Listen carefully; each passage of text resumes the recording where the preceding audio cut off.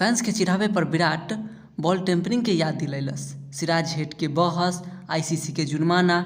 आप लोगन के बता दी कि ऑस्ट्रेलिया बॉर्डर गवास्कर ट्रॉफी 2024 के 3-1 से जीत लेलस, लेकिन इस सीरीज में कई यादगार और विवादित पल अइलल। आई विस्तार से जाना तानी ई टॉप मोमेंट्स के।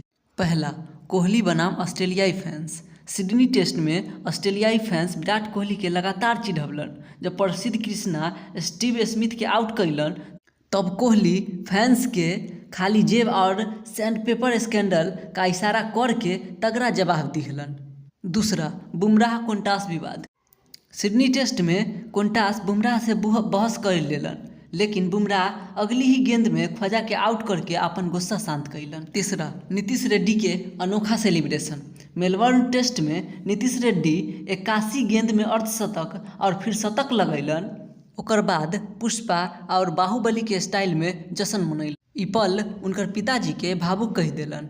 चौथा, सिराज का टोटका और लाबुशेन का विकेट। ब्रिस्बेन टेस्ट में सिराज बेल्स बदले के टोटका कैलन। एकरे तुरंत बाद लाबुशेन आउट हो गईलन, जेसे ई घटना के मजेदार बना देहलस।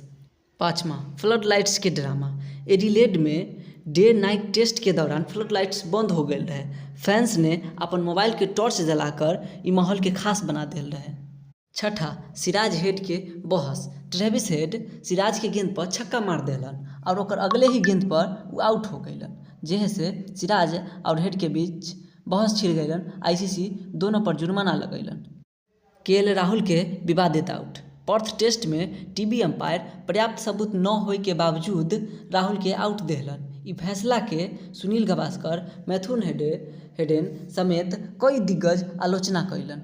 कोहली के तेंदुलकर जैसन अपरकट। सिडनी टेस्ट में कोहली मिचेल स्टार्क के बाउंसर पर थर्ड मैन के ऊपर से छक्का मार देलन। गेंद बाउंड्री पर खड़ा सिक्योरिटी गार्ड के सर पे लगलन, जैसे कि खेल कुछ देर के लिए रोकल गईल।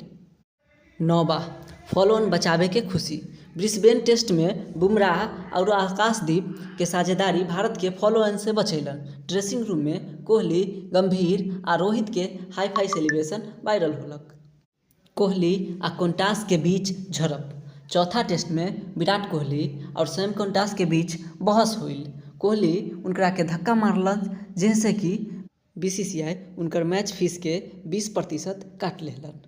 ई पल बॉर्डर गवास्कर ट्रॉफी 2024 के हमेशा यादगार बनाई और क्रिकेट फैंस के बीच लंबा समय तक चर्चा में बनल रही। रउआ सबसे खास मोमेंट के कमेंट में लिखी आ चैनल के सब्सक्राइब करके अपन सपोर्ट दिखाई। क्रिकेट के हर चर्चा अपडेट खातिर यही जगह पर मिलते रही। धन्यवाद।